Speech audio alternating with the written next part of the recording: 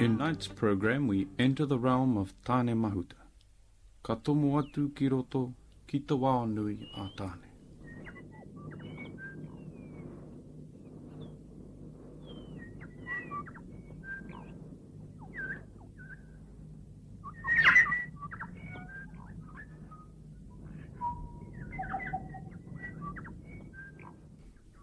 When the Māori people came to Aotearoa me te wāhi pounamu, they brought with them a culture based on the sea. The Māori people were a sea people. They lived with the sea. Their survival on their island homeland was dependent on their knowledge of the tides, the movement of fish, and the flight of the birds.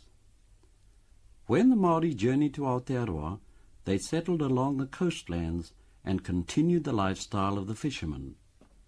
In time, the descendants of these early settlers moved inland and established communities near the lakes and rivers. After several generations of adapting to a different climate and environment to that of their tropical homeland, the people of these inland communities evolved a lifestyle based on the forest.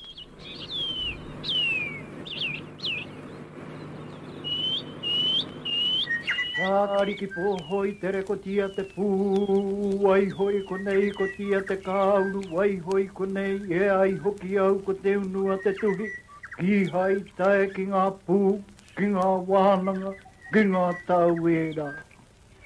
Patua kuru, patua hao, patua te toki a tai haruru, piki ake nei au, kirunga ki te huka huka nui o te whare o Tangaroa, I whati ai e nuku tai maroro.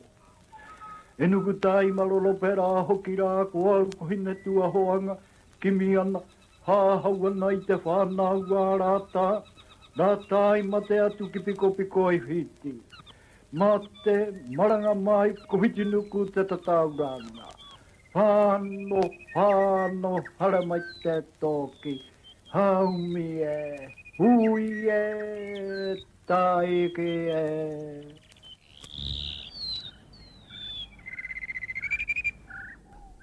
When the Māori entered the forest, he acknowledged Tāne Mahuta to seek his permission. It was because of this deep spiritual belief in his world that allowed the Māori to speak of his surroundings with emotion. The Māori constantly alluded to nature when he wanted to illustrate a point by using abstract references and obscure terms. The oratory of the Māori has been bettered by no other culture. Huirangi Waikerepuru of the Tiatiawa and Taranaki tribes told us that his old people spoke in this manner. They were all poets, and often one didn't grasp the full meaning of what they had said until later in life. Well, I see it more as a relationship that a person has with those elements, with those things around him, that the very things that exist, whether it be a rock, a tree or a plant, that the very fact that it has life, that a rock has life, it has this spirituality about it, it has this Māori, and that it is part and parcel of a total environment, and that the feelings of a person includes all these things, so that in looking at a tree, you don't only see a tree, but you see a living thing which is saying things to you, it's talking. The fact that it is growing, that it is sprouting its leaves, it is a living thing, and it's talking to you in such a way that you feel something for it, you feel at peace with it, you feel at harmony with it, and the fact that it may provide you with food shows that close relationship between the human being and that tree. And the moment the breeze blows, ka pupuhi ana te hau ne, kua kuri te rākau. It moves. So there again, there's another element in which it relates to, that the tree moves with the movement of the wind, and that you yourself are also part of that. So you cannot really separate yourself from that tree or from the wind that is blowing. And to feel the rain on your face, you know, there again, the imagery that has been used by our kaumātua and our kuia, that rain refers to the tears of the ancestors, the tears of those who have gone before, and that they are, in fact, part and parcel of this total environment because of Tāwhiri Mātea, who are the children of Rangi and Papa. So, in using that imagery, in using those things, because a tree says certain things, then you can include this in some of the things that you are talking about. For instance, we refer to ka hinga te tōtara o te waunui o tāne. And what are we saying, in fact? And why? Because that tōtara is part of that forest, and it is significant, not only for its physical appearance, but what it provided for man's use. So the mere fact of using the tōtara in symbolizing the magnificence of the tree, but also it signifies the magnificence of man himself. So when you say ka hinga te tōtara o te waunui o tāne, then you understand straight away that that person that has died is a man of very high standing in the community for his deeds, for what he has done for his people, for the respect that the people had for him, and how the people of the community saw him. I can make reference to the use of the kahika. I think it's a reference that is used quite a lot in Tūhoi. E kimi I te uru kahika, in which they grow together, so that they're supportive of each other. So in talking about that, you see the kahika and the way it grows. So you relate it to yourselves as human beings, that in fact it gives the answer of what is needed, what man needs to do to be able to understand and support themselves by unity, by closeness, so that I suppose you can look at the family grouping, kinship relationship, so that there in fact is the kahika, or the clump of trees.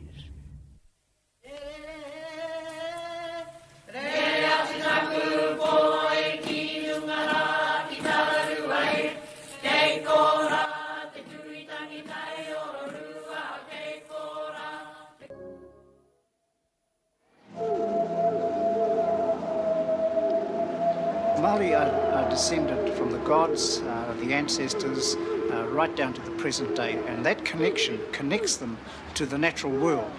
And the connection is held together and mediated by the forces of tapu and pono, the sanctity of the ancestors who owned the land, who sanctified it with their blood, with their bones that were buried in the urupā. But with the coming of the Pākehā, that tapu was displaced by a new kind of tapu, of Christianity, and that with the spirituality displaced, that enabled the severance of the connection with the whenua, that people were then driven to alienate the land once debts were forced. Aotearoa, like Hawaii, was developing a trading relationship with the outside world. Foreign settlements were as yet still under Māori sovereignty. The Pākehā, or the Europeans' ways, were different. But the Māori accepted that and did not interfere with their lifestyle. There were also advantages to be had by their presence, and some were attained through the sale of land. Māori wanted Pākehā here for the trading opportunities that they brought, the material goods manufactured in the factories of England. So there were a lot of pre-treaty alienations. But the Pākehā settlements were growing rapidly, and many were becoming unruly and lawless. Many Māori felt that perhaps an agreement with Britain's chief, Queen Victoria, would bring in laws to control the settlers. In 1840, the chiefs of mainly northern tribes and a representative of the British Crown, Lieutenant Hobson, signed a treaty at Waitangi. The treaty was to guarantee the Māori full possession and hegemony of all lands, forests and fisheries. It was hopefully to pave the way for two peoples to live together, each retaining the dignity of their own cultures. There were, in fact, two versions of the treaty, one in English and one in Māori. The English version is held to be the official one, but it was the Māori version that the chiefs signed, and it was significantly different. They disguised the word sovereignty in the English version with the word kāwanatanga. They avoided the word mana, and so the chiefs didn't think that they were conceding anything much in terms of kāwanatanga. So morally, the chiefs never conceded mana when they signed that treaty. The Māori version safeguarded their mana with the word tino rangatiratanga, which means absolute chiefdomship. Now, you cannot be a chief unless you have mana and unless you have land. Those are the two important bases for sovereignty. The treaty opened up a one-way flow of settlers from Britain to Aotearoa. The Māori put up with this at first because they were in the majority and they believed they still had sovereignty over their land and resources. Furthermore, the communal economic production of the Māori was adapting well to trade, and tribal economies flourished. These platforms hold food gifts for a gathering of one of the northern tribes. In 1 year, 1,792 canoes transported into the new city of Auckland, 1,400 bags of onions, 1,700 bags of maize, 1,200 baskets of peaches, tons of firewood, fish, pigs, pumpkins, oysters, potatoes, kumara, fruit and kauri gum.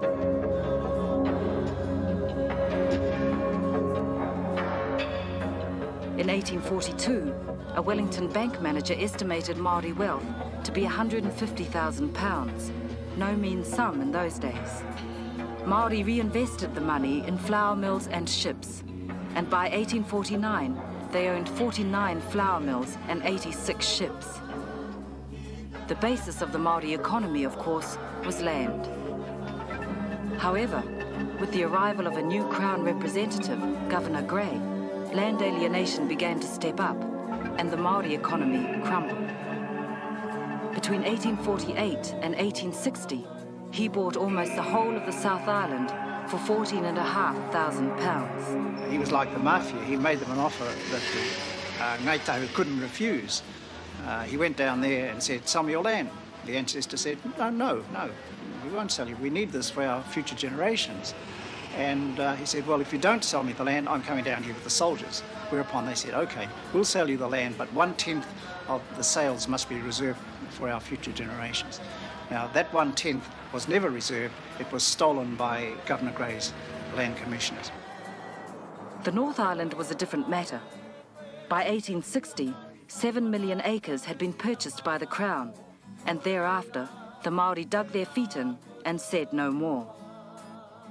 The answer to that resistance was found by the governor going to war, trying to take land by conquest.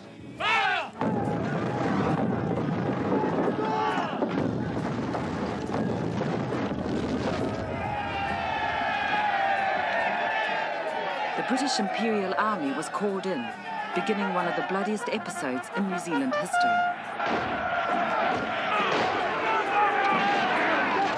They found the Māori a much harder nut to crack.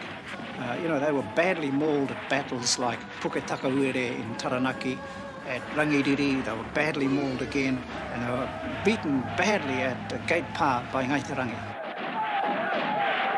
And so General Cameron said, or concluded, that taking New Zealand by a war of attrition was going to be too costly. And in any case, he realised that the Imperial Army was being used by the settler government to confiscate land, because at that time they'd passed the 1863 New Zealand Settlements Act, which allowed them to confiscate 3 million acres of land. These European settlements are a direct result of this act. They are on Raupatu land, land confiscated from the Waikato people after the war. At the end of the war, they then had 10 million acres of the North Island, but the tribes still held 19 million. War was ruled out as a way of getting that 19 million acres, and so they devised the Native Land Court. And this, hereby our history parallels that in Hawaii. The Native Land Court, like the Great Mahele of Hawaii, was devised to ease the alienation of land by converting tribal title into individual title. In Hawaii, under the Great Mahele, King Kamehameha III had to give up his rights to all the lands of the kingdom except for estates which became known as crown lands. The king clearly intended to see to it that the maka'ainana, or the planters, the people who were not ali'i, the people who had traditionally been the subjects of the ali'i, and would receive their share of land, lands. However, as things worked out, the maka'ainana received less than 1% of the lands available in Hawaii.